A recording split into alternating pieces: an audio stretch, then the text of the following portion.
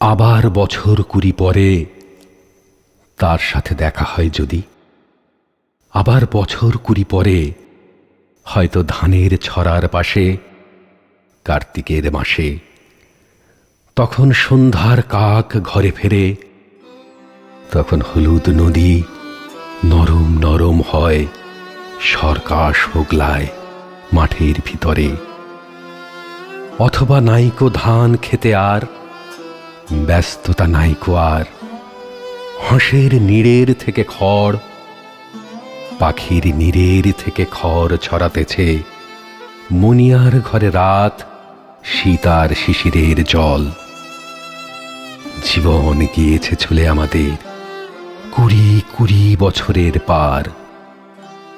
তখন হঠাৎ যদি মেঠো পথে পাই, আমি তোমারে আবার